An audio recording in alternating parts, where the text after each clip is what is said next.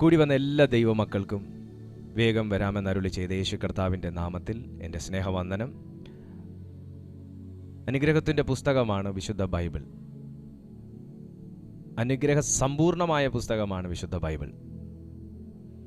അതിൻ്റെ അകത്തുനിന്ന് എടുക്കുന്ന ചെറുതെങ്കിലും വലുതെങ്കിലുമാകുന്ന വാക്യങ്ങൾക്ക്, വചനങ്ങൾക്ക് ആ അനുഗ്രഹത്തിൻ്റെ പൂർത്തീകരണത്തെ നമ്മുടെ ജീവിതത്തിൽ കൊണ്ടുവരാനായിട്ട് സാധിക്കും.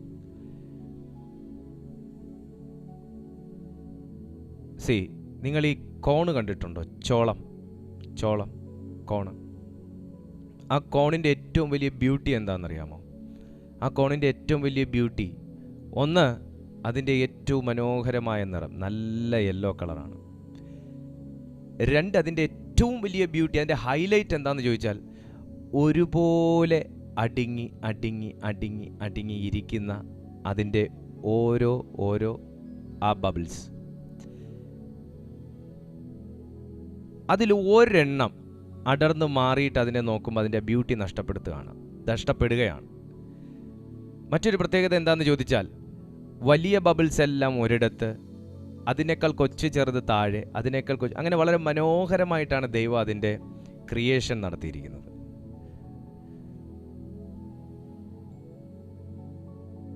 ഇതുപോലെയാണ് ദൈവത്തിൻ്റെ വചനത്തിൻ്റെ പ്രത്യേകത. ഇതിൽ നിന്ന് ഏതെങ്കിലും ഒന്ന് എനിക്ക് വേണ്ട, ഒരു പുസ്തകം എനിക്ക് വേണ്ട, ഒരു വചനം എനിക്ക് വേണ്ട, ഒരു ഭാഗം എനിക്ക് വേണ്ട എന്ന് മാറ്റി നിർത്തി നമ്മൾ ബൈബിളിൽ നോക്കിയാൽ നമുക്ക് എങ്ങും മനസ്സിലാകത്തില്ല. പഴയ നിയമവും പുതിയ നിയമവും ഒരുപോലെ നമുക്ക് പ്രയോജനപ്പെടുന്ന പുസ്തകം തന്നെയാണ്. നമ്മളതിനകത്ത് മനസ്സിലാക്കുന്നതിനകത്താണ് വ്യത്യാസം. എന്നതുപോലെ അനുഗ്രഹ സമ്പൂർണമാകുന്ന ഏറ്റവും ബ്യൂട്ടിഫുൾ ആയിട്ടുള്ള ഈ പുസ്തകത്തിൽ നിന്ന് ദൈവം താങ്കൾക്കായി നൽകിയിട്ടുള്ള ഇന്നത്തെ തിരുവചനം നിശ്ചയമായിട്ട് നിങ്ങളുടെ ജീവിതത്തെ മറ്റൊരു തലത്തിലേക്ക് ഉയർത്താൻ പോവുകയാണ്. ഇന്നത്തെ ശുശ്രൂഷ നമ്മുടെ ജീവിതത്തിൽ വലിയൊരു അനുഗ്രഹമായി മാറും, വലിയൊരു ബ്ലെസ്സിങ് ആയി മാറും. നിങ്ങൾ എത്ര പേർ വിശ്വസിക്കുന്നു? നിങ്ങൾ എത്ര ദൈവമക്കൾ വിശ്വസിക്കുന്നു? വലിയൊരു ബ്ലെസ്സിങ് ആയി മാറും. ആമേൻ. നമുക്ക് ദൈവത്തിൻ്റെ മാറ്റമില്ലാത്ത തിരുവെഴുത്തിലേക്ക് പ്രവേശിക്കാം.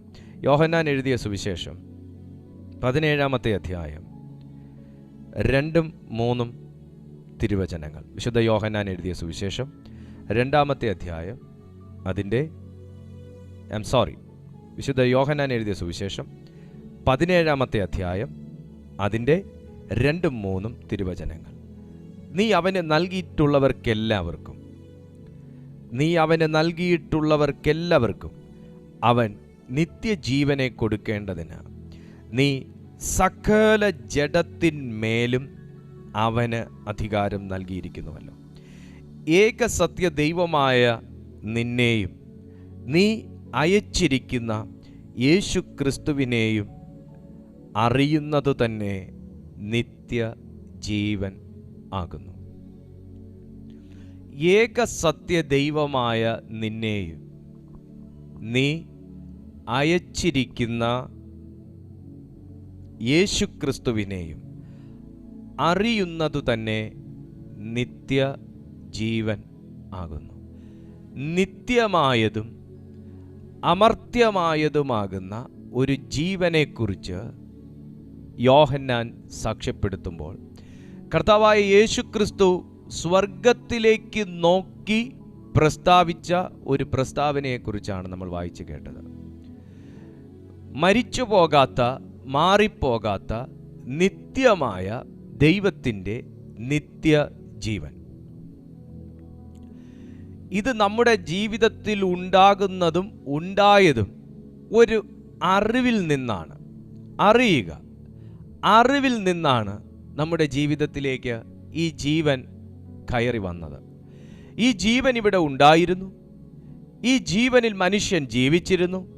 എന്നാൽ ഈ ജീവൻ അവന് അറിയാതെ പോയി, അവനിൽ നിന്ന് മാറിപ്പോയി. വീണ്ടും ഒരു അറിവോടുകൂടെ മനുഷ്യനിലേക്ക് പ്രവേശിച്ച ദൈവത്തിൻ്റെ അറിവോടെ, താങ്കളുടെ അറിവോടെ താങ്കളിലേക്ക് പ്രവേശിച്ചിരിക്കുന്ന ദൈവത്തിൻ്റെ ജീവൻ നമ്മെ എന്തിന് സഹായിക്കുന്നു എന്ന് ചോദിച്ചാൽ, നിങ്ങൾ അറിഞ്ഞത് മാത്രമല്ല, അറിയാതിരിക്കുന്ന ചില കാര്യങ്ങളെക്കുറിച്ചും കൂടെ അറിവുള്ളവരായി മാറുവാൻ, അറിയാതെയല്ല അറിവോടുകൂടെ ചില കാര്യങ്ങളെ നിങ്ങളുടെ ജീവിതത്തിൽ പിടിച്ചെടുക്കുവാൻ നിങ്ങൾ അറിയേണ്ടതും എന്നാൽ നിങ്ങളുടെ അറിവിനെ മറച്ചു വെക്കുന്നതുമാകുന്ന തടസ്സത്തിൻ്റെ മണ്ഡലങ്ങളെക്കുറിച്ച് അറിഞ്ഞ്, അത് ഏത് ദുർശക്തി എന്ന് തിരിച്ചറിഞ്ഞ് അതിനെ മാറ്റി അറിയേണ്ടതുപോലെ അറിഞ്ഞ് നിങ്ങളുടെ അറിവിൽ നിന്ന് നിങ്ങൾക്ക് പ്രാപിക്കാനുള്ളതിനെ പ്രാപിച്ചെടുക്കുവാൻ വേണ്ടി പരിശുദ്ധാത്മാവായ ദൈവത്തെ, പരിശുദ്ധാത്മാവിനെ ദൈവം നമ്മുടെ ജീവിതത്തിൽ നൽകിയിരിക്കുമ്പോൾ ആ പരിശുദ്ധാത്മാവുള്ളവനെക്കുറിച്ച് യേശു സാക്ഷ്യപ്പെടുത്തുന്നു, നിത്യജീവൻ ഉള്ളവൻ, നിത്യജീവൻ ഉള്ളവൻ, നിത്യജീവൻ ഉള്ളവൻ. ഇന്ന് നിത്യജീവനുള്ള താങ്കളെ നോക്കി ഞാൻ ആത്മനിയോഗത്തോടെ പ്രവചിക്കുന്നു. നിങ്ങൾ ഇന്നൊരു അറിവിൻ്റെ അനുഭവത്തിലേക്ക് കയറുമെങ്കിൽ, ഞാൻ ദേഹിയിലെ അറിവിനെക്കുറിച്ചല്ല, നമ്മുടെ ബുദ്ധിയിലെ അറിവിനെക്കുറിച്ചല്ല ഞാൻ പറയുന്നത്. അത് നമുക്ക് ഈ ഭൂമിയിൽ ചിലത് നേടാൻ മതിയാവും. എന്നാൽ ആത്മമണ്ഡലത്തിൽ നിന്ന് ചിലത് നേടണമെന്നുണ്ടെങ്കിൽ ദൈവം ആഗ്രഹിക്കുന്ന വിസ്ഡം എന്ന അനുഭവത്തിലേക്ക് കയറണം. ദൈവം ആഗ്രഹിക്കുന്ന വിസ്ഡം എന്ന അനുഭവം. കമോൺ, വിസ്ഡം ഉണ്ടെങ്കിൽ നിനക്ക് ആ വിസ്ഡത്തിൽ പ്രാർത്ഥിക്കാൻ പറ്റും. വിസ്ഡം ഉണ്ടെങ്കിൽ നിങ്ങളുടെ അവകാശങ്ങളെ നിങ്ങൾക്ക് അറിഞ്ഞ് മനസ്സിലാക്കി പ്രാപിക്കാനായിട്ട് കഴിയും. വിസ്ഡം ഉണ്ടെങ്കിൽ ശത്രുവിന് നിന്നെ മിസ്ലീഡ് ചെയ്യാനായിട്ട് കഴിയത്തില്ല. ഇന്ന് ദൈവിക വിസ്ഡത്തിന് വേണ്ടി പ്രാർത്ഥിക്കുന്ന ചിലരോടാണ് ഈ ദൈവാത്മ സന്ദേശം ഞാൻ പ്രവചനമായി അറിയിക്കുന്നത്. സ്വർഗം നിന്നെ ദൈവം ആഗ്രഹിക്കുന്ന നിത്യജീവന്റെ ജീവനിലേക്ക് ഉയർത്താൻ പോവുകയാണ്. ഹല്ലേലൂയ. നിത്യജീവന്റെ ജീവനിലേക്ക് പരിശുദ്ധാത്മാവ് ഉയർത്താൻ പോവുകയാണ്. Praise to Jesus. ഏക സത്യ ദൈവമായ നിന്നെയും നീ അയച്ചിരിക്കുന്ന യേശുക്രിസ്തുവിനെയും അറിയുന്നത് തന്നെ നിത്യജീവൻ. കർത്താവ് പറയുക, ദൈവം അയച്ചതിനെ അറിയുക, ദൈവം നൽകിയതിനെ അറിയുക, ദൈവം അയച്ചതിനെ മനസ്സിലാക്കുക. ഇതെല്ലാവർക്കും കഴിയുന്ന ഒരു കാര്യമാണോ? അല്ല. എന്നാൽ പിന്നെ കർത്താവ് അത് പറയേണ്ടായിരുന്നു. ദൈവം തന്നതിനെക്കുറിച്ചെല്ലാം ഒരു വ്യക്തിക്ക് അറിയാൻ കഴിയുമെങ്കിൽ, ദൈവം അയച്ചതെല്ലാം നമുക്ക് കാണാൻ കഴിയുമെങ്കിൽ, ദൈവം തന്നതിനെയെല്ലാം നമുക്ക് മനസ്സിലാക്കാൻ കഴിയുമെങ്കിൽ ആ വാക്ക് യേശുവിന് പറയേണ്ട കാര്യമില്ല. അപ്പോൾ കർത്താവ് ആഗ്രഹിക്കുന്നതെല്ലാം ഒന്നും നമ്മുടെ അരികിലേക്ക് എത്തിപ്പെടുന്നുമില്ല. കർത്താവ് ആഗ്രഹിക്കുന്നത് പോലെയൊന്നും നമുക്കങ്ങോട്ട് മനസ്സിലാക്കാൻ പറ്റുന്നുമില്ല. ദൈവത്തിന് ആഗ്രഹമുണ്ടെങ്കിലും ഭൗമവാസികളായ മനുഷ്യന് ദൈവത്തിൻ്റെ ആഗ്രഹത്തോളം ആഗ്രഹം വരാത്തത് കൊണ്ട് തന്നെ, ദൈവം ഉദ്ദേശിക്കുന്ന ഒരു നിലവാരത്തിലേക്ക് കയറാൻ പറ്റാത്തത് കൊണ്ട് തന്നെ വേദപുസ്തകം പഠിപ്പിക്കുന്നു, അറിയാൻ കഴിയുന്നത് ഒരു നിത്യജീവനാണ്. ഹല്ലേലൂയ. ഇന്ന് സ്വന്തം ഭാവിയെക്കുറിച്ച് ശരിയായ ഒരു അറിവില്ലാത്ത ആൾക്കാരുണ്ട്. സ്വന്തം ജീവിതത്തെക്കുറിച്ച് ശരിയായ ഒരു അറിവ് കിട്ടാത്ത ആൾക്കാരുണ്ട്. തലമുറകളെക്കുറിച്ച് ശരിയായ ഒരു അറിവ് കിട്ടാത്ത ആൾക്കാരുണ്ട്.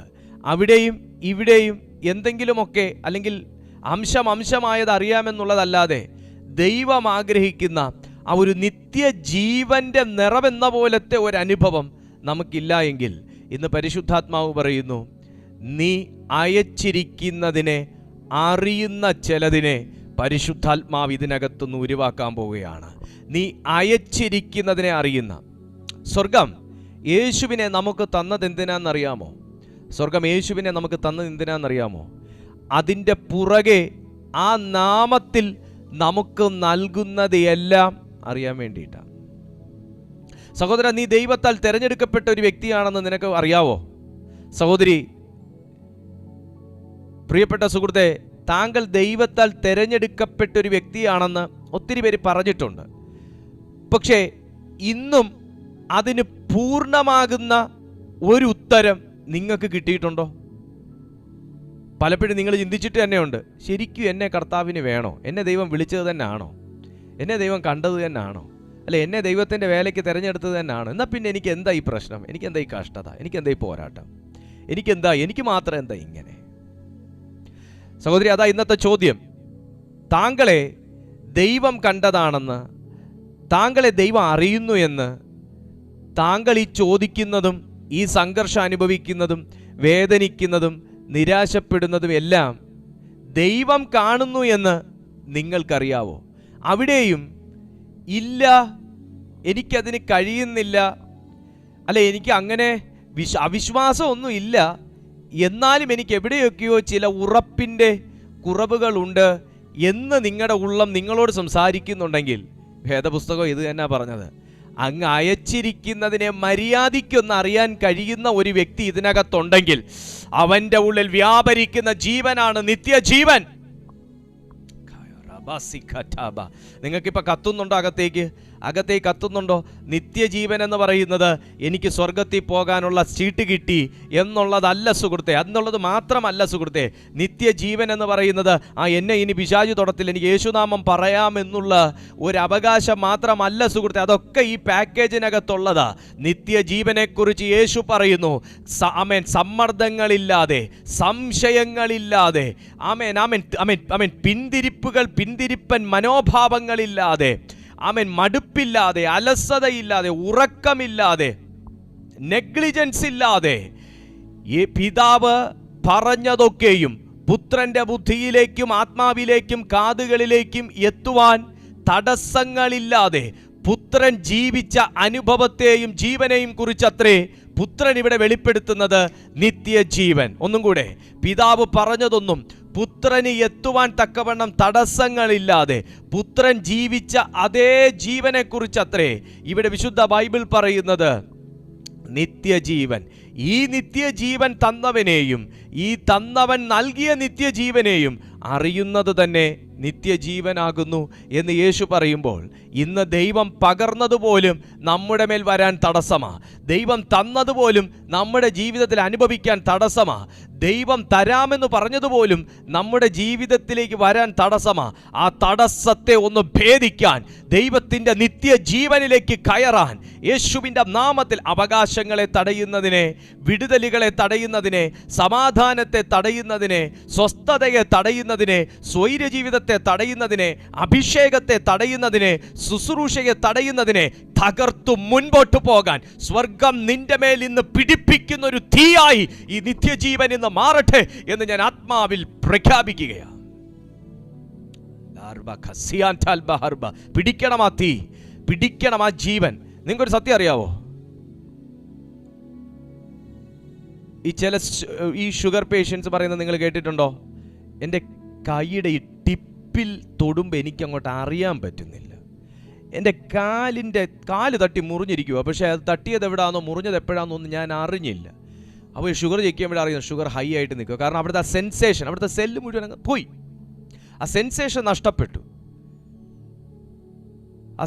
നഷ്ടപ്പെട്ടു. എന്നാൽ ഒരാരോഗ്യമുള്ള ശരീരമുള്ളൊരു മനുഷ്യനോ, അവൻ്റെ എവിടെ തട്ടിയാലും ഒരു ഉറുമ്പ് വന്നിരുന്നാലും ഒരു പക്ഷെ അവനതറിയും. കാര്യം എന്താ? അവൻ്റെ ശരീരം മുഴുവനും ആ ജീവൻ വ്യാപരിക്കുന്നു.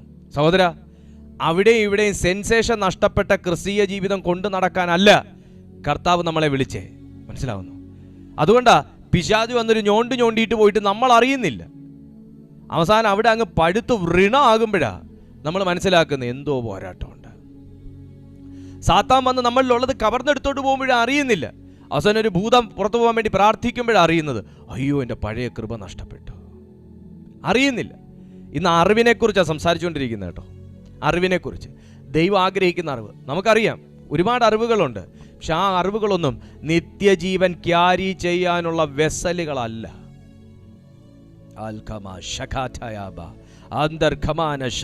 ഞാൻ ആത്മാവിൽ വ്യക്തമായിട്ട് തിരിച്ചറിയുന്ന ഒരു ബോധ്യം ഞാൻ നിങ്ങളോട് ഞാൻ പങ്കുവെക്കാം. ഇന്നത്തെ ഈ മെസ്സേജ് പുറത്തു തൊടുന്നതിനേക്കാൾ അകത്തു തൊടുന്നവരാ കൂടുതലുള്ളത്. അകത്തു തൊടുന്നവർ. ഇന്ന് ഈ നിത്യജീവനെ കയറ്റിക്കൊണ്ട് ഒരാമേൻ പറഞ്ഞാൽ നിങ്ങളുടെ വീടിനകത്തൊരു വിടുതല. നിത്യജീവനെയും കകത്ത് കയറ്റിക്കൊണ്ട് ഒരാമേൻ പറഞ്ഞാൽ നിങ്ങളുടെ വീടിന് വിടുതല, ഭാവിക്ക് വിടുതല, ജീവിതത്തിന് വിടുതല. ഏകസത്യ ദൈവമായ നിന്നെയും നീ അയച്ചിരിക്കുന്ന. അപ്പൊ സ്വർഗത്തിന്റെ പ്രത്യേകത എന്താന്ന് ചോദിച്ചാൽ, നമ്മൾ ചോദിക്കുന്നതിനെ അയച്ചു തരും. ദൈവത്തിൻ്റെ ഒരു പ്രത്യേകത, നമ്മൾ ചോദിക്കുന്നത് അയച്ചു തരും. ഞാൻ താങ്കളെ നോക്കിയാകട്ടെ ഈ ദൂത് പറയുന്നേ. ദൈവത്തിൻ്റെ പ്രത്യേകത, താങ്കൾ ചോദിക്കുന്നത് ഞാൻ അവിടെ വെച്ചിട്ടുണ്ട്, അവിടെ പോയി മേടിച്ചോ, പുള്ളിയെ കൊണ്ട് കൈവച്ച് പ്രാർത്ഥിച്ച് മേടിച്ചോ എന്ന് പറയുന്ന ദൈവമല്ല. അയച്ചു തരും, അയച്ചു തരും. അയച്ചാൽ അത് കൊണ്ടു തരാൻ ഒരു വ്യക്തി ഉണ്ടാകും. ഒന്നും കൂടെ, ദൈവം അയച്ചു തരും. അയച്ചാൽ എവിടെയെങ്കിലും പോയി കിടക്കുമ്പോൾ നമ്മൾ എടുക്കുകയല്ല ചെയ്യുന്നത്, അത് കൊണ്ട് വീട്ടിലെത്തിക്കാൻ ഒരു വ്യക്തി ഉണ്ടാവും. നിങ്ങളൊക്കെ ഓൺലൈൻ പർച്ചേസ് ചെയ്യുന്നവരല്ലേ? നമ്മൾ ഓർഡർ ചെയ്തതിന് ശേഷം ലോകം മുഴുവൻ ചുറ്റി അടക്കുകയാണോ ചെയ്യുന്നത്? എവിടെ അയച്ചിട്ടേക്കുന്നത്, എവിടെ കൊണ്ടിട്ടേക്കുന്നത്? അല്ലല്ലോ, നമ്മുടെ വീട്ടിൽ കൊണ്ടു തരുമല്ലേ ചെയ്യുന്നത്. അയച്ചാൽ കൊണ്ടു തരാനും ഒരാളുണ്ട്. നമുക്കുള്ള രക്ഷയെ പിതാവ് അയച്ചപ്പോൾ കൊണ്ടുതരാൻ വന്ന വ്യക്തിയാണ് നമ്മുടെ കർത്താവായ യേശു. ഒരു ദൂതും കൂടെ, നിങ്ങൾക്കുള്ള വിടുതൽ ദൈവം അയക്കുമ്പോൾ അത് കൊണ്ടുതരാൻ ഇന്ന് സ്വർഗമയച്ച ചില ഏഞ്ചൽസ് ഉണ്ടെന്ന് ഞാൻ വിശ്വസിക്കുന്നു. ഇന്നത്തെ ഈ മീറ്റിങ്ങിൽ ദൈവം അയക്കുന്നത് എൻ്റെ ഭവനത്തിലേക്ക് കൊണ്ടുവരാൻ, എൻ്റെ ലൈഫിലേക്ക് കൊണ്ടുവരാൻ ദൈവം അയച്ച് കൽപ്പിച്ചാക്കിയിരിക്കുന്ന ഏഞ്ചൽസ് ഉണ്ടെന്ന് ഞാൻ വിശ്വസിക്കുന്നു. വല്ലാത്തൊരു നിലവാരത്തിലേക്ക് കർത്താവിനെ ഇങ്ങനെ കയറ്റിക്കൊണ്ടു പോകുന്നല്ലോ. ആമേൻ. അയച്ചിരിക്കുന്നത് അറിയുക. സഹോദര, എല്ലാവർക്കും യേശു ഉണ്ടെന്നറിയാം. ജാതീയർക്കും അറിയാം, വിജാതീയർക്കും അറിയാം, നമുക്കും അറിയാം യേശു ഉണ്ട്. അതിൻ്റെ മുകളിലോട്ട് നമുക്ക് എന്തോ അറിയാം. ദൈവം അയച്ചിരിക്കുന്നതിനെ കുറിച്ച് നമുക്ക് എന്തറിയാം? പക്ഷെ എല്ലാം ബൈബിളിൽ പറയുന്നുണ്ട്. പക്ഷെ നമുക്ക് എന്തറിയാം? നമ്മൾ വാവത്തും, നമ്മൾ ചിന്തിക്കും. ചിന്തിക്കാതെ പറയാൻ കഴിയുന്ന ഒരു വ്യക്തി ഇതിനകത്തുണ്ടോ? അപ്പോൾ എന്താ അർത്ഥം? നമുക്കറിയില്ല. നമുക്ക് ഇത്രേ അറിയാം, നിത്യതയുണ്ട്, നിത്യതയുണ്ട്, നിത്യതയുണ്ട്. സഹോദര, അവിടെ മാത്രം പിടിച്ചുകൊണ്ടിരുന്നാൽ, ഞാൻ നിത്യതയെ പിടിക്കരുതെന്നല്ല കേട്ടോ പറയുന്നത്, പിടിച്ചുകൊണ്ടിരുന്നാൽ ബാക്കി കർത്താവ് അയച്ചതപ്പോൾ എവിടെ പോയി? നമ്മൾ എന്തുകൊണ്ട് അറിഞ്ഞില്ല? ആ നിത്യതയിലേക്ക് താങ്കൾ എത്തുവാൻ, താങ്കളുടെ അറിവിലേക്കായി താങ്കൾ എങ്ങനെ ജീവിക്കണം, എങ്ങനെ നടക്കണം, എങ്ങനെ പ്രാർത്ഥിക്കണം, എങ്ങനെ കൂട്ടായ്മ ആചരിക്കണം, എങ്ങനെ ആകണം, എങ്ങനെ ആകരുത്, എങ്ങനെ ആകാവൂ, എന്ത് ചെയ്യണം, എന്ത് ചെയ്യരുത് എന്നിത്യാദി കാര്യങ്ങൾ, നൂറുകണക്കിന് കാര്യങ്ങൾ വിശുദ്ധ ബൈബിളിൽ പറഞ്ഞിരിക്കുമ്പോൾ ഞാൻ എല്ലാ ഞായറാഴ്ചയും പള്ളിയിൽ പോകുന്നുണ്ട്. തിരുവത്താഴമുള്ള ദിവസങ്ങളിൽ മുടങ്ങാതെ ഒരു അംശം പോലും താഴെ വീഴാതെ മുഴുവൻ ഞാൻ അകത്താക്കുന്നുണ്ട്. അതുകൊണ്ട് ഞാൻ സ്നാനമേറ്റിട്ടുണ്ട്, സഭാ രജിസ്റ്ററിൽ എൻ്റെ പേരുണ്ട്, അതുകൊണ്ട് ഞാൻ നിത്യതയിലെത്തും എന്ന് പറയുന്ന ബുദ്ധിഹീനരാകാതെ വിശുദ്ധ ബൈബിൾ പറയുന്ന കാര്യാദികളെ സസൂക്ഷ്മം പഠിച്ച് നിത്യജീവനുള്ള താങ്കൾ നിത്യതയ്ക്ക് അവകാശികളായി തീരട്ടെ എന്ന് ഞാൻ ആത്മാർത്ഥമായി പ്രാർത്ഥിക്കുകയും ആശംസിക്കുകയും ചെയ്യുന്നു. ഇന്ന് ആ പഠിക്കലുകളും പഠിപ്പിക്കലുകളുമാണ് ഇല്ലാത്തത്. ഹല്ലേലൂയ. സ്നാനപ്പെട്ടോ, ദൈവകൃപ പ്രാപിച്ചു, നിത്യതയെ പോയി. ഈ 3 ഘട്ടം ചെയ്താൽ നിത്യതയെ പോകുന്നുണ്ടെങ്കിൽ കൊള്ളായിരുന്നു ആ കളി. ഹല്ലേലൂയ. കർത്താവായ യേശു ക്രിസ്തു വിട്ടേച്ചു വന്ന സ്വർഗത്തിൽ പോകാൻ താൻ എങ്ങനെ ജീവിച്ചു എന്ന് മാത്രം ചിന്തിച്ചാൽ മതി നിത്യതയിൽ എത്താനുള്ള ബുദ്ധിമുട്ടിനെ കുറിച്ച് മനസ്സിലാക്കാൻ. ഞാൻ പറഞ്ഞ സത്യമല്ലേ? കർത്താവായ യേശു ക്രിസ്തു ഇങ്ങോട്ട് BMW വന്നു, ബെൻസി കയറിപ്പോയി. അങ്ങനെയാണോ ചെയ്തേ? അവിടുന്ന് ഈ ഭൂമിയിലേക്ക് വന്നു, സ്വർഗത്തിൽ നിന്ന് വന്ന വ്യക്തിയാ. തിരികെ സ്വർഗത്തിലേക്ക് കയറിപ്പോകാൻ വേണ്ടി അല്ല, സ്വർഗത്തിലേക്ക് കയറി പോകാതിരിക്കാൻ വേണ്ടി ആവുന്നത്ര പണി സാത്താനും മനുഷ്യരും എല്ലാ സംഘവും കൂടെ ആവുന്നത്രയും ആകാത്തതും കൂടെ ചേർത്ത് കർത്താവിനെതിരെ പയറ്റി നോക്കിയതാ. ബൗദ്ധികമായി തന്നെ ആക്രമിച്ചു, മാനസികമായി തന്നെ ആക്രമിച്ചു. എന്നെ ശ്രദ്ധിച്ച് കേൾക്കണം, താങ്കൾക്കുള്ള ദൂതാട്ടോ. ബൗദ്ധികമായി തന്നെ ആക്രമിച്ചു, മാനസികമായി തന്നെ ആക്രമിച്ചു, ശാരീരികമായി തന്നെ ആക്രമിച്ചു, തൻ്റെ ശുശ്രൂഷയ്ക്ക് നേരെ ആക്രമിച്ചു, തുടങ്ങി ഒത്തിരി ആക്രമണങ്ങൾ, പ്രത്യാക്രമണങ്ങൾ, വിരോധങ്ങൾ, പരിഹാസങ്ങൾ, വെല്ലുവിളികൾ, കുറ്റപ്പെടുത്തലുകൾ, ഇതെല്ലാം തനിക്ക് നേരെ വന്നതിൻ്റെ കാരണം തൻ്റെ മിനിസ്ട്രി നിന്നു പോകാൻ വേണ്ടി മാത്രമല്ല, സ്വർഗത്തിലേക്ക് കയറിപ്പോകാതിരിക്കാൻ. എവിടെയെങ്കിലും കർത്താവ് ഒരു മടുപ്പ് അനുഭവിച്ചിരുന്നു എന്നുണ്ടെങ്കിൽ നിശ്ചയമായിട്ടും കർത്താവിൻ്റെ സ്വർഗം നഷ്ടപ്പെടുമായിരുന്നു. ഞാൻ ഇന്ന് ഏതൊക്കെയോ സമ്മർദ്ദങ്ങളിലിരിക്കുന്ന ചിലരെ നോക്കിയാണ് ഞാൻ സംസാരിച്ചുകൊണ്ടിരിക്കുന്നതെന്ന് മനസ്സിലാക്കുന്നുണ്ട്. ഏതൊക്കെയോ സമ്മർദ്ദങ്ങളിൽ, ഏതൊക്കെയോ തരത്തിലുള്ള അസ്വസ്ഥതകൾ ശത്രു താങ്കളുടെ നിത്യത നഷ്ടപ്പെടുത്താനും, വിശ്വാസം നഷ്ടപ്പെടുത്താനും, സ്വസ്ഥത നഷ്ടപ്പെടുത്താനും, പ്രാർത്ഥനാ ജീവിതം നഷ്ടപ്പെടുത്താനും, വിശുദ്ധി നഷ്ടപ്പെടുത്താനും, താങ്കളുടെ ഉല്ലാസവും ഉന്മേഷവും പ്രാർത്ഥനാ ജീവിതത്തിലുള്ള ചുറുചുറുക്കും നഷ്ടപ്പെടുത്താനും കർത്താവിൻ്റെ നേരെ അഴിച്ചുവിട്ടതുപോലെ സാത്താൻ ചില വ്യക്തികളെ, സ്ത്രീ പുരുഷന്മാരെ കൈകളിലെടുത്ത്, ഒരുപക്ഷെ കുഞ്ഞുകുട്ടികളെപ്പോലും കയ്യിലെടുത്ത് നിങ്ങളുടെ ഒരുക്കത്തെ തടസ്സപ്പെടുത്താൻ പദ്ധതികൾ പലതും 18 ചെയ്യുമ്പോൾ അതിനെതിരെ യേശു ഉണർന്ന് അതിനെ എതിരിട്ടതുപോലെ എതിരിടുവാൻ നിങ്ങളുടെ ഉള്ളിൽ യേശുവിൽ കത്തിയ ഒരാത്മാവ് കത്തട്ടെ. In the name of Jesus. യേശുവിൽ കത്തിയ ഒരാത്മാവ്. ഇന്ന് അതാ നമുക്ക് വേണ്ടേ, യേശുവിൽ കത്തിയ ഒരാത്മാവ്. കാരണം യേശു എവിടുന്ന് വന്നു, യേശുവിന് വേണ്ടി എന്തയച്ചു, യേശുവിനെ എന്തിനയച്ചു എന്നറിഞ്ഞ വ്യക്തിത്വമായിരുന്നു യേശു. സഹോദര, ഇന്നും നമുക്കറിയത്തില്ല നമ്മളെ എന്തിനാ കർത്താവ് വിളിച്ചേ, നമ്മൾ എന്തിനാ കർത്താവ് കണ്ടേക്കുന്നേ, നമ്മൾ അറിയുന്നില്ല. പക്ഷേ ആ അറിവിലേക്ക് വരട്ടെ. നിങ്ങൾക്ക് ഉൽപ്പത്തി പുസ്തകം പഠിക്കുമ്പോൾ, ഉൽപ്പത്തി പുസ്തകം 18-ാമത്തെ അധ്യായം പഠിക്കുമ്പോൾ നിങ്ങൾക്ക് പഴയ നിയമത്തിലെ അബ്രഹാമിൽ നിന്ന് പഠിക്കാൻ, നിങ്ങൾക്കല്ല നമുക്ക് പഠിക്കാൻ ഒരുപാട് കാര്യങ്ങൾ ഉള്ളതുപോലെ തന്നെ, ഉള്ളതിൽ നിന്ന് തന്നെ 18-ാമത്തെ വാക്യം പഠിക്കുമ്പോൾ യേശുവിനോട്, പിതാവിനോട് സംസാരിക്കുന്ന, യഹോവയോട് സംസാരിക്കുന്ന, ദൈവത്തോട് സംസാരിക്കുന്ന അബ്രഹാമിനെ കാണാം.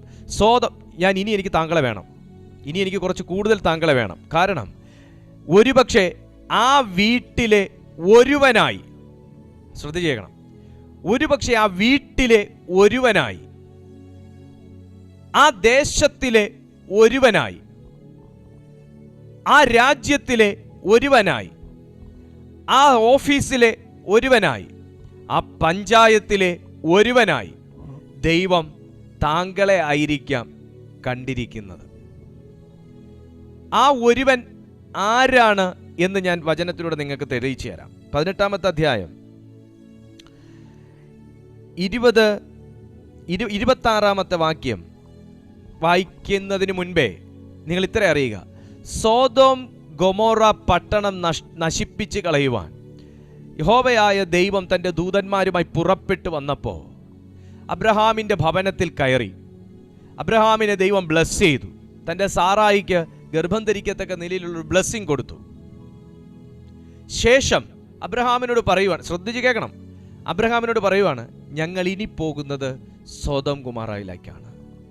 അവിടുത്തെ പാപം എനിക്ക് അസഹനീയമായിരിക്കുന്നു, അവരുടെ സ്വഭാവം എനിക്ക് പറ്റുന്നില്ല.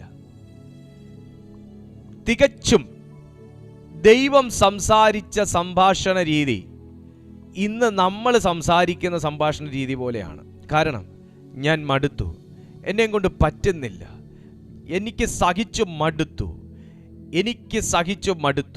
ഞാൻ പ്രാർത്ഥിച്ചു മടുത്തു, ഞാൻ അതുകൊണ്ട് എൻ്റെ ജീവിതം നഷ്ടപ്പെടുത്താൻ പോവുക, ഞാൻ എൻ്റെ പ്രാർത്ഥനാ ജീവിതം നഷ്ടപ്പെടുത്താൻ പോവുക, ഞാൻ എൻ്റെ വിശ്വാസത്തിന് പൂട്ടിടാൻ പോവുക, ഞാൻ എൻ്റെ കൂട്ടായ്മ നിർത്താൻ പോവുക, എൻ്റെ ദൈവമേ വിളി നിർത്താൻ പോവുക, ഉപവാസം നിർത്താൻ പോവുക, ഞാൻ എന്നെ തന്നെ അങ്ങ് നശിപ്പിക്കാൻ പോവുക. ദൈവം സംസാരിച്ചത് മനുഷ്യൻ സംസാരിക്കുന്ന ഒരു രീതിയിലാണ്. എന്നാൽ അബ്രഹാം സംസാരിച്ചത് ദൈവത്തിൻ്റെ ഉള്ളം അറിഞ്ഞുകൊണ്ടാണ്. വാക്ക് ശ്രദ്ധിക്കണം, ഉള്ളം അറിഞ്ഞുകൊണ്ടാണ്. എന്തായിരുന്നു അബ്രഹാം സംസാരിച്ച കാരണം? ഇനി ഒന്നും കൂടെ, എന്തിനു വേണ്ടിയിട്ടും കൂടെ ആയിരുന്നു അബ്രഹാം സംസാരിച്ചതെന്നും കൂടെ പറഞ്ഞിട്ട് ഞാൻ ഇന്നത്തെ ഈ ശുശ്രൂഷ അവസാനിപ്പിക്കുക. എന്നെ കേൾക്കുന്നവർ മാത്രം കരങ്ങൾ ഉയർത്തി ഒരു ഹല്ലേലൂയ പറഞ്ഞേ.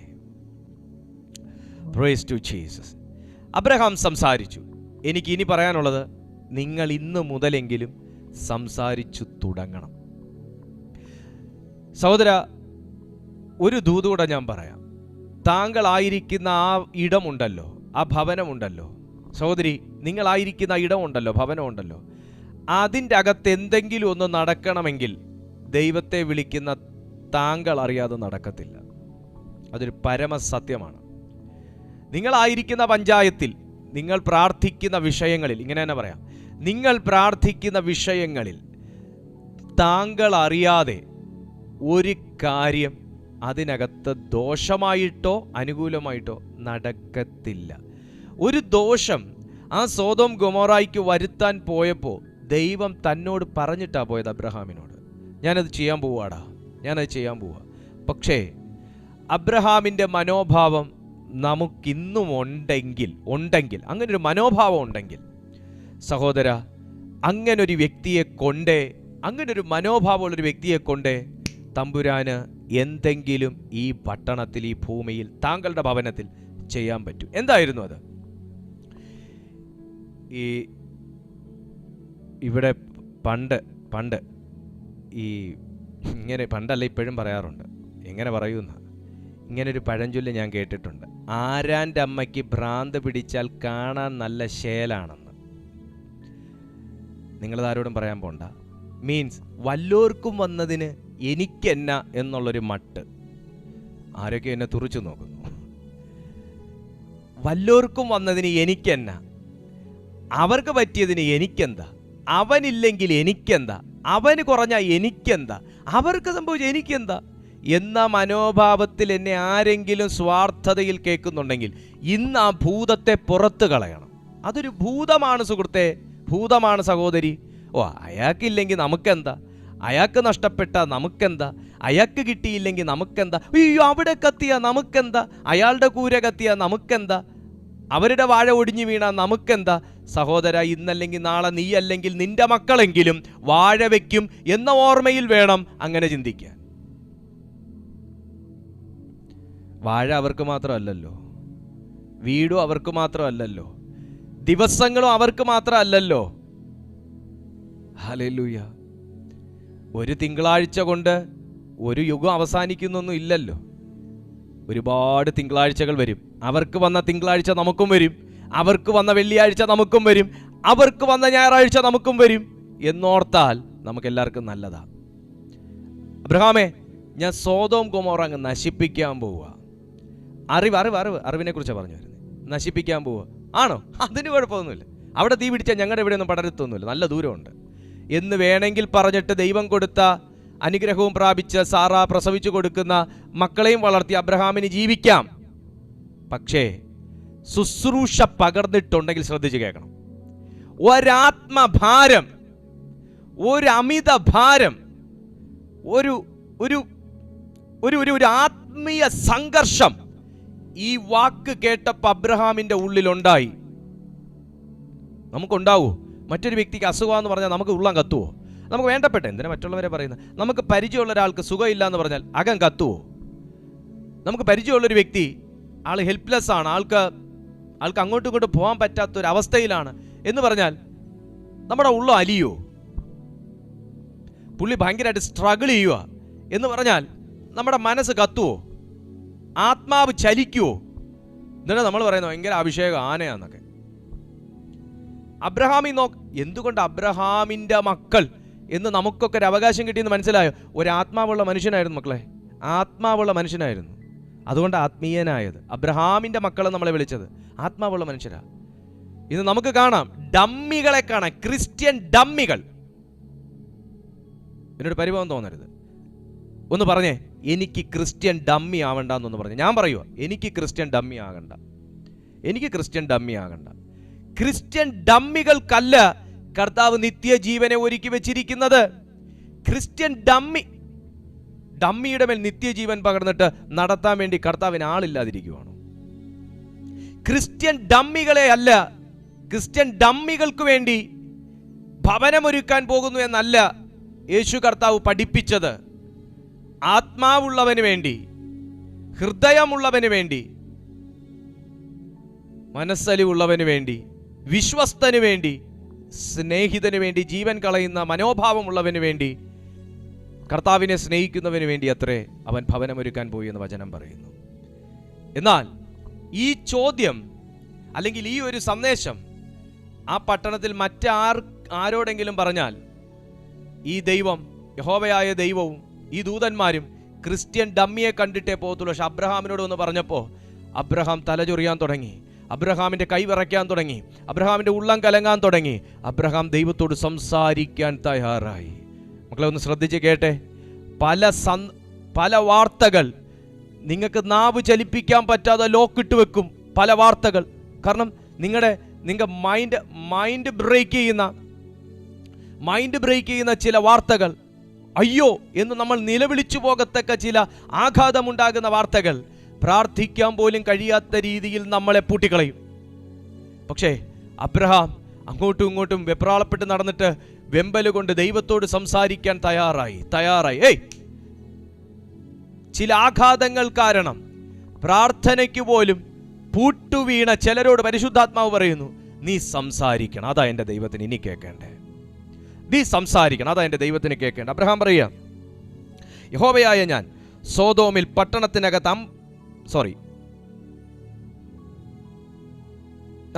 അങ്ങനെ ആ പുരുഷന്മാർ 22-ാമത്തെ വാക്യം, അങ്ങനെ ആ പുരുഷന്മാർ അവിടെ നിന്ന് തിരിഞ്ഞു സോദോമിലേക്ക് പോയി. അബ്രഹാമോ യഹോവയുടെ സന്നിധിയിൽ തന്നെ നിന്നു എന്ന് ഒന്ന് ശ്രദ്ധിച്ച് കേട്ടെ.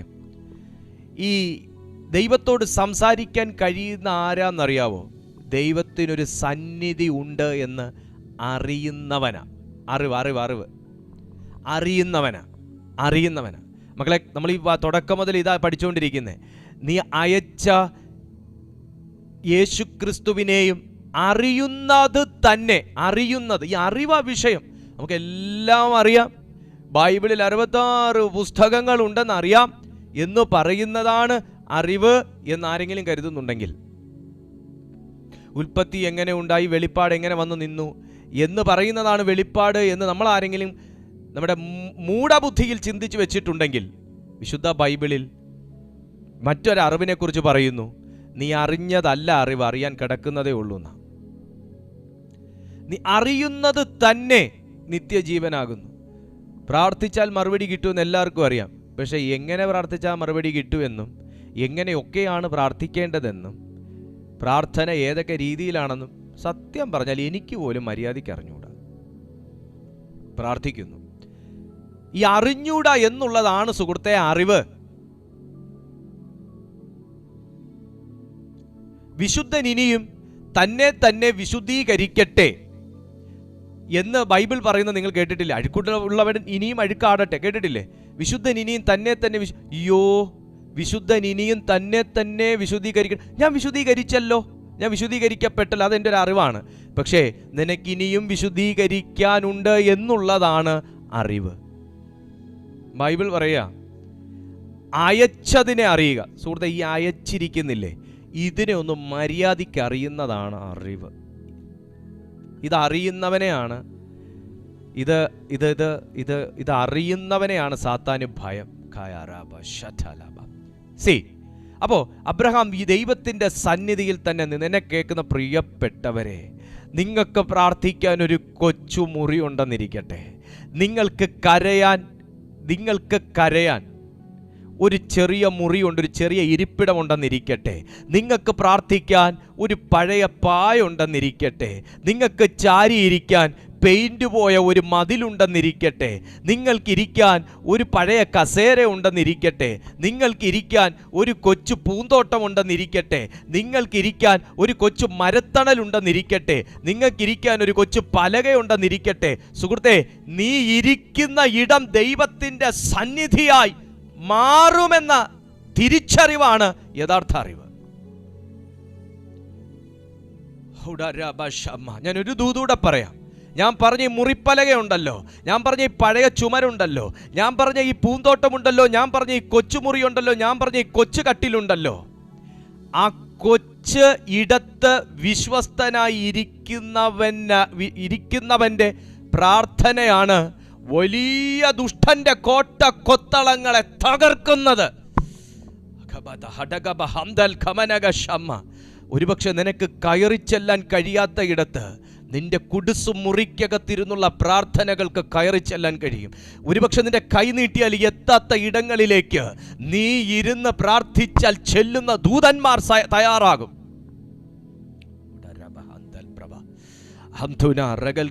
എത്ര പേർക്ക് ഞാൻ പറയുന്ന കാര്യം മനസ്സിലാവുന്നുണ്ട്? ആമേൻ. വചനം പറയുന്നത് നോക്കിയേ, അബ്രഹാം ദൈവത്തിൻ്റെ സന്നിധിയിൽ തന്നെ നിന്നു. ദൈവസന്നിധി വിട്ട് പിന്മാറിയിട്ടില്ലാത്ത ആരെങ്കിലും എന്നെ കാണുന്നുണ്ടെങ്കിൽ ഒരു ആമേൻ പറയുക. ഞാൻ ദൈവസന്നിധി വിട്ട് പിന്മാറിയിട്ടില്ല.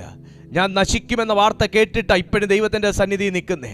തകരുമെന്ന വാർത്ത കേട്ടിട്ട് ഇപ്പോഴും ദൈവത്തിൻ്റെ സന്നിധി നിൽക്കുന്നേ. മുടിച്ചു കളയുമെന്ന വാർത്ത കേട്ടിട്ട് ഇപ്പോഴും ദൈവത്തിൻ്റെ സന്നിധി നിൽക്കുന്നേ. ഹേയ്, അബ്രഹാമ്യ മനോഭാവം ഇന്ന് നഷ്ടപ്പെട്ടിട്ടില്ലാത്തവർക്കാണ് ഞാൻ ദൈവത്തെ സ്തുതിക്കുന്നു. അബ്രഹാം കേട്ട വാർത്ത ഇതാണ്: അനുഗ്രഹിക്കും, വർദ്ധിപ്പിക്കുമെന്നല്ല, ഞാൻ നശിപ്പിക്കും, ഞാൻ മുടിക്കും, ഞാൻ കത്തിക്കും, ആ ജനം കൊള്ളൂല, അവർ പാപം ചെയ്യുന്നു, അവരെന്നെ മടുപ്പിക്കുന്നു. പക്ഷെ അബ്രഹാമിനെ കുറിച്ച് വചനം പറയുന്നു, സന്നിധി വിട്ടുമാറിയില്ല, സന്നിധി വിട്ടുമാറിയില്ല. ഹേയ്, ഇതൊരു പ്രവചന ശബ്ദമാണ്. സന്നിധി വിട്ടുമാറിയില്ല, പ്രാർത്ഥന വിട്ടുമാറിയില്ല, നിശ്ചയം വിട്ടുമാറിയില്ല, ഉറപ്പ് വിട്ടുമാറിയില്ല, ദർശനം വിട്ടുമാറിയില്ല. ഖമോൺ, ഇന്ന് അങ്ങനെയുള്ള ചിലരെ പരിശുദ്ധാത്മാവ് തേടി വരികയാണ്. സന്നിധി വിട്ടുമാറിയില്ല, ചില വിഷയങ്ങളുടെ പ്രാർത്ഥനയിൽ നിന്ന് പിന്മാറിയില്ല, ചില വിഷയങ്ങളുടെ മറുപടി കണ്ടിട്ടേ മാറത്തുള്ളൂ എന്നുള്ള നിശ്ചയം വിട്ടുമാറിയില്ല, ഉറപ്പ് വിട്ടുമാറിയില്ല. ഖമോൺ, ദൈവ സന്നിധിയിൽ നിന്ന് അബ്രഹാം ദൈവത്തോട് സംസാരിക്കാൻ തയ്യാറാക്കുന്നതോട് വായിച്ചിട്ട് ഞാൻ അവസാനിപ്പിക്കുകയാണ്. ആമേൻ. അബ്രഹാം അടുത്തു ചെന്ന് പറഞ്ഞത്, ദുഷ്ടനോടുകൂടെ നീതിമാനെയും നീ സംഹരിക്കുമോ? 24-ാമത്തെ വാക്യം, പക്ഷേ ആ പട്ടണത്തിൽ 50 നീതിമാന്മാരുണ്ടെങ്കിൽ നീ അതിനെ സംഹരിക്കുമോ? അതിലെ 50 നീതിമാന്മാർ നിമിത്തം ആ സ്ഥലത്തോട് ക്ഷമിക്കയില്ലയോ? 50 തുടങ്ങി കഥ.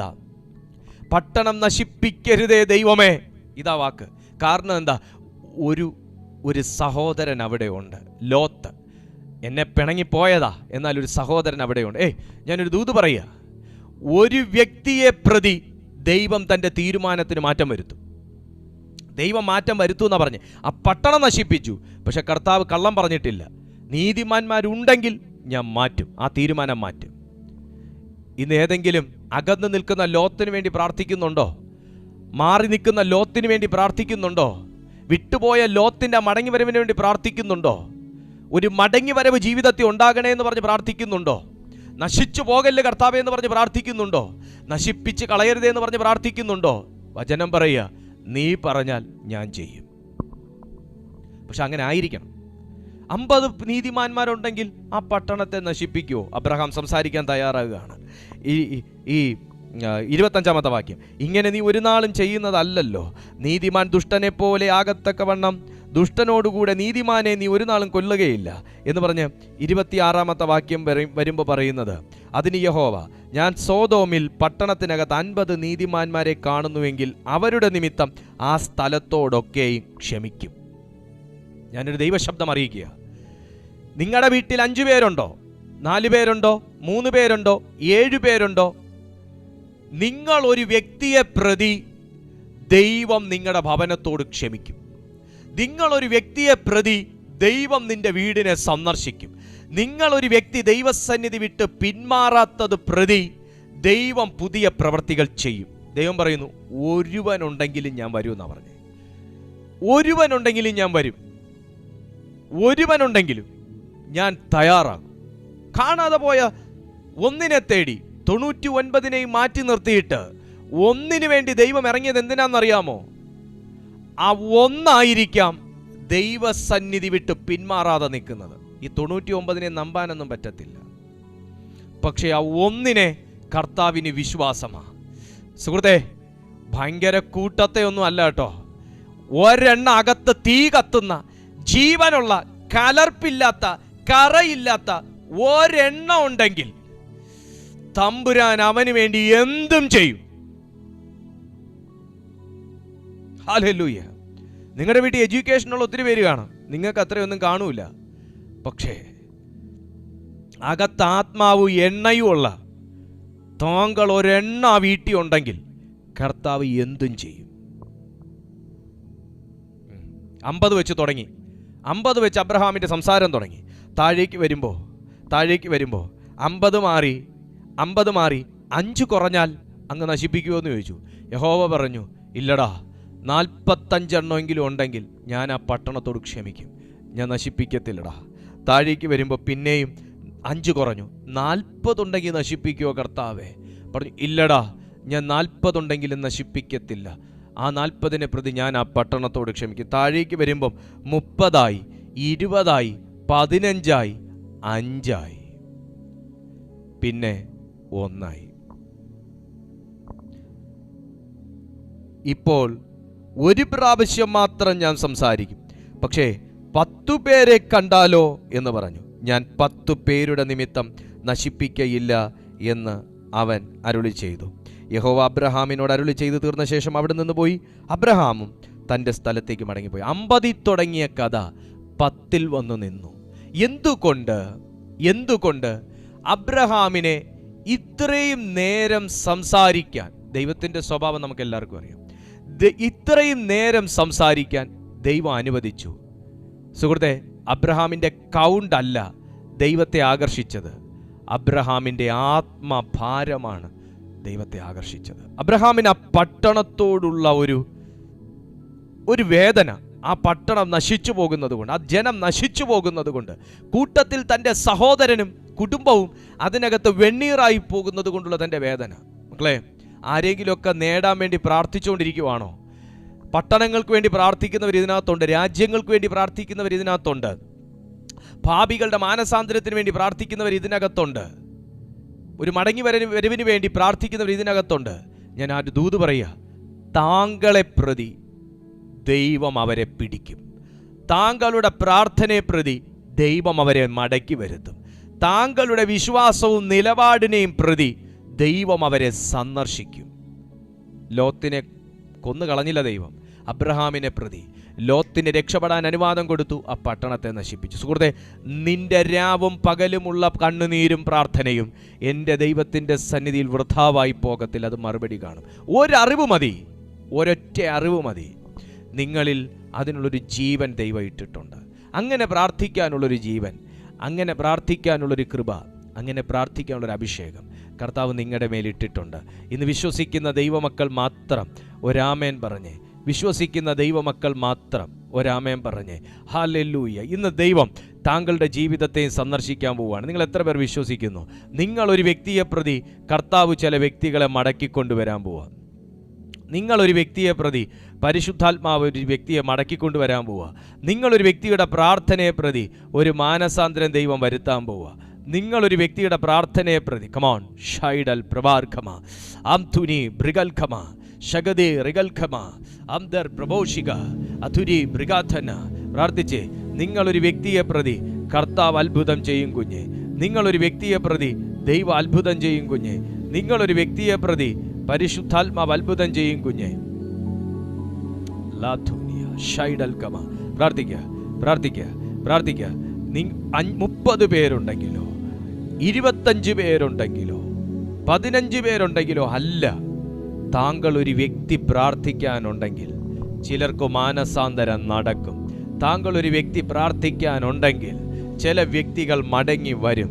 താങ്കൾ ഒരു വ്യക്തി പ്രാർത്ഥിക്കാനുണ്ടെങ്കിൽ ചരിത്രം മാറും. താങ്കൾ ഒരു വ്യക്തി പ്രാർത്ഥിക്കാനുണ്ടെങ്കിൽ നിങ്ങൾ അത്ഭുതം കാണും. താങ്കൾ ഒരു വ്യക്തി പ്രാർത്ഥിക്കാനുണ്ടെങ്കിൽ ദൈവപ്രവൃത്തി നടക്കും. ഷൈഡ പ്രഭാലബ ഹതുനിബിഗധൽ ശബ്ദൽ ആംധുനി ബ്രിഗദഗഡഗ ശഗ്ധരാ ലബർധുനി അധുനി റിഗദ ശഗ്ധരാ ലബർധുനി റിഗൽഖമ. പ്രാർത്ഥിച്ചേ. ഞാനിതെന്ന് പറഞ്ഞുകൊണ്ടിരിക്കുമ്പോൾ തന്നെ മഹത്വത്തിൻ്റെ തീ ചില ഭവനങ്ങളിൽ കത്താൻ പോവുക. മഹത്വത്തിൻ്റെ തീ ഉടനെ കഴിഞ്ഞു പോകുമെന്ന്, ഉടനെ തീരുമെന്ന്, ഉടനെ നശിക്കുമെന്ന്, ഉടനെ കത്തിച്ചാമ്പലാകുമെന്നൊക്കെ താങ്കളുടെ ചെവിയിൽ കേട്ടിരിക്കുന്ന സന്ദർഭത്തിലാണ് താങ്കൾ ഇന്ന് ഈ ദൈവശബ്ദം കേട്ടുകൊണ്ടിരിക്കുന്നതെങ്കിൽ ഞാൻ ആത്മാവിൽ പറയുന്നു, നീ ഒരുവൻ ദൈവത്തിൻ്റെ സന്നിധിയിലുണ്ടെങ്കിൽ ഏറ്റവും വലിയ അത്ഭുതം എന്നാണെന്നറിയാവോ? സാറാമ്മയെ ഞാൻ അവിടെ കാണുന്നില്ല ദൈവത്തിൻ്റെ സന്നിധിയിൽ. അബ്രഹാമിനെ കുറിച്ച് മാത്രമാണ് പറയുന്നത്. അദ്ദേഹം ദൈവത്തിൻ്റെ സന്നിധിയിൽ നിന്ന് മാറിയില്ല. സാറായെ അവിടെ കാണാനില്ല, ഭർത്താവ് മാത്രമേ ഉള്ളൂ. പക്ഷേ ആ ഒരു മനുഷ്യൻ്റെ പ്രാർത്ഥനയിൽ ആ ദൈവപ്രവൃത്തി വെളിപ്പെട്ടെ. സഹോദരൻ വിടിവിക്കപ്പെട്ടെ. ആ ഒരു വ്യക്തിയുടെ പ്രാർത്ഥനയില്ല. ഒരുപക്ഷെ നിന്റെ പങ്കാളി പോലും കൂടെ വന്നിരുന്ന് പ്രാർത്ഥിക്കാത്ത ഒരവസ്ഥയിലായിരിക്കാം കടന്നു പോകുന്നത്. പക്ഷെ താങ്കൾ ഒരു വ്യക്തി ദൈവസന്നിധിയിൽ നിൽക്കാനുണ്ടെങ്കിലുണ്ടല്ലോ, ദൈവം എന്തും ചെയ്യും.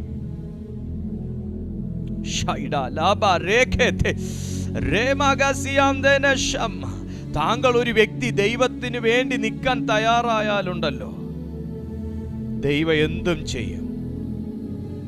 ഇന്നാർക്കാ ഈ ദൂത്? ഇന്നാർക്കാ ഇത് വിശ്വസിക്കാൻ കഴിയുന്നേ? ശബ്ദൽ പ്രഭാലബ റിഗൽഖമാന അധുനി റഗൽഖമാശേരിയാം ദരേ ലഘോഷസ്. താങ്കളുടെ റൂമിൽ പ്രാർത്ഥിക്കാൻ വേറെ ആരും കാണത്തില്ല. പക്ഷെ ആ രാജ്യത്തിൽ താങ്കൾ പ്രാർത്ഥിക്കാൻ തയ്യാറായാലുണ്ടല്ലോ, ആ രാജ്യത്തിൽ ദൈവപ്രവൃത്തി നടക്കും. താങ്കളുടെ ഓഫീസിൽ, തൊഴിലിടത്തിൽ, താങ്കൾ ആയിരിക്കുന്ന ഇടത്ത് താങ്കളോടുകൂടെ പ്രാർത്ഥിക്കാൻ ഒരു വ്യക്തിയും കാണത്തില്ല. പക്ഷേ താങ്കൾ ഒരു വ്യക്തി പ്രാർത്ഥിക്കാൻ തയ്യാറായാലുണ്ടല്ലോ, താങ്കൾ ഒരു വ്യക്തി ദൈവസന്നിധിയിലുണ്ടെന്ന് ഉറപ്പിച്ചാലുണ്ടല്ലോ, അത്ഭുതം നടന്നിരിക്കും. Oh Jesus. അടുത്തൊരു ദൂതൂടെ പറയാം, നീ സംസാരിക്കാൻ തയ്യാറാകുന്നിടത്തോളം നിനക്ക് മറുപടി തരാനും ദൈവം തയ്യാറായിരിക്കും. താങ്കൾ സംസാരിക്കാൻ തയ്യാറാകുന്നിടത്തോളം മറുപടി തരാൻ ദൈവവും തയ്യാറായിരിക്കും. അബ്രഹാം സംസാരിച്ചെടുത്തോളം ദൈവവും സംസാരിച്ചു. അബ്രഹാം സംസാരിച്ചെടുത്തോളം ദൈവവും സംസാരിച്ചു. ഇന്ന് ഈ സന്ദേശം ആരുടെയൊക്കെയോ ജീവിതം മാറ്റിക്കൊണ്ടിരിക്കുക. ഈ സന്ദേശം ആരുടെയൊക്കെയോ ജീവിതം മാറ്റിക്കൊണ്ടിരിക്കുക. ലാഥോ റോഹോ ഷിക, ലാഥോ റീബാബാബാബ ശംദാലാബ ആംഥനാലാബ റീകമാനാബ ഷൈഡാലാബ റിയാംഥനാബ സികമ ഷകേതലാബ. Holy holy holy. പ്രാർത്ഥിക്കുക. ഇന്ന് പരിശുദ്ധാത്മാവ് എന്തോ ആരുടെയൊക്കെയോ ജീവിതത്തിൽ പുതിയ കാര്യങ്ങൾ ചെയ്തുകൊണ്ടിരിക്കുക. ഞാൻ വ്യക്തമായിട്ട് അറിയുക, ആരെയൊക്കെയോ ദൈവസന്നിധിയിലേക്ക് പരിശുദ്ധാത്മാവ് വലിച്ചടിപ്പിച്ചുകൊണ്ടിരിക്കുക. ആരെയൊക്കെയോ ദൈവസന്നിധിയിലേക്ക് അടുപ്പിച്ചുകൊണ്ടിരിക്കുക. സന്നിധി വിട്ട് മാറിയവർ ഇതിനകത്തുണ്ട്, സാന്നിധ്യം വിട്ട് മാറിയവർ ഇതിനകത്തുണ്ട്, മടുത്തുപോയവർ ഇതിനകത്തുണ്ട്, മറന്നുപോയവർ ഇതിനകത്തുണ്ട്, ദൈവം ചെയ്ത ഉപകാരങ്ങളെക്കുറിച്ചൊക്കെ മറന്നുപോയവർ ഇതിനകത്തുണ്ട്. പക്ഷേ മടങ്ങി വരാൻ പരിശുദ്ധാത്മാവ് പറയുന്നു. കർത്താവ് എന്താ പറഞ്ഞേ? ഒരുവനുണ്ടെങ്കിലും ഞാൻ പ്രവർത്തിക്കാൻ തയ്യാറാണ്. ഒരുവൻ ആ ഒരുവൻ ഞാനുണ്ടെന്ന് പറ. ഞാനുണ്ടപ്പാന്ന് പറ. ആ ഒരുവനായി ഞാനുണ്ടപ്പാന്ന് പറ. കൂടെ നിൽക്കാൻ. എൻ്റെ വീട്ടിലുള്ള മറ്റുള്ളവരെ കുറിച്ചൊന്നും എനിക്കറിയത്തില്ല, പക്ഷേ എനിക്കേ പ്രാർത്ഥിക്കാൻ പറ്റൂ. ഞാനുണ്ടെന്ന് പറ. ഞാനുണ്ടെന്ന് പറ. ദൈവ നിത്യജീവൻ നിന്നിലേക്ക് പകരും. പ്രാർത്ഥിക്കാനുള്ള നിത്യജീവൻ, ദൈവകൃപയുടെ നിത്യജീവൻ, ആമേൻ, നിത്യത വരെ എത്തുവാൻ നിന്നെ പ്രാപ്തനാക്കുന്ന ദൈവത്തിൻ്റെ നിത്യജീവൻ നിന്നിലേക്ക് പരിശുദ്ധാത്മാവ് പകരും.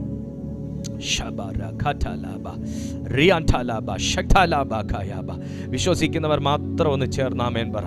ഹോ റബാ ശംധരെ. ഒരു പകർച്ച ഉണ്ടാകട്ടെ, ഒരു പകർച്ച ഉണ്ടാകട്ടെ, ഒരു പകർച്ച ഉണ്ടാകട്ടെ യേശുവിൻ്റെ നാമത്തിൽ. ഹോ റിഖമ ശംധരെ. സന്നിധിയിൽ നിന്ന് പുറകിലോട്ട് വലിക്കുന്നോ നിന്നെ? ദൈവസന്നിധിയിൽ നിന്ന് പുറകിലോട്ട് വലിക്കുന്നോ? പ്രാർത്ഥനയിൽ നിന്ന് പുറകിലോട്ട് വലിക്കുന്നോ? ദൈവകൃപയിൽ നിന്ന് പുറകിലോട്ട് വലിക്കുന്നോ? യേശുവിൻ്റെ നാമത്തിൽ ആ പുറകിൽ നിൽക്കുന്ന ഇരുട്ടിൻ്റെ ശക്തികളെ ഞാൻ വെട്ടി മാറ്റും.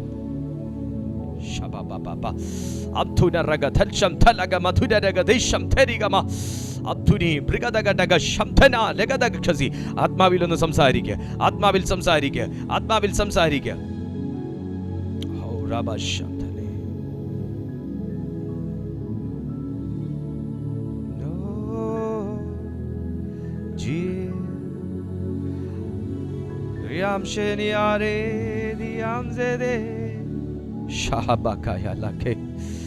പിതാവേ, ഞാൻ ഈ ജനത്തിനായി പ്രാർത്ഥിക്കുന്നു. ഇന്ന് ഞങ്ങൾ കേട്ട ഈ തിരുവെഴുത്ത് പോലെ പപ്പ, അങ്ങ് ഞങ്ങളെ അറിയിക്കുന്ന കാര്യങ്ങളെ അറിയുവാൻ ഞങ്ങൾക്കൊരു ആത്മീയ വിശാലത വരുത്തണമേ അപ്പ. അങ്ങ് ഞങ്ങളോട് പറയുന്ന കാര്യങ്ങളെ മനസ്സിലാക്കുവാൻ ഒരാത്മീയ വിശാലത പരിശുദ്ധാത്മാവ് വരുത്തണമേ. അബ്രഹാം അങ്ങേ അറിഞ്ഞതുകൊണ്ടാ സംസാരിക്കാൻ തയ്യാറായത്. കർത്താവിന് തീരുമാനങ്ങൾ മാറ്റാൻ കഴിയുമെന്ന്, വിധി മാറ്റാൻ കഴിയുമെന്ന് അറിഞ്ഞ അബ്രഹാമാ ദൈവത്തോട് സംസാരിക്കാൻ തയ്യാറായത്. എന്ന പോലെ ഞങ്ങൾക്ക് കൂടുതൽ അങ്ങയോട് അടുത്ത് വരാൻ, സംസാരിക്കാൻ ഒരു ദൈവകൃപ ഞങ്ങളുടെ മേൽ പകരണമേ.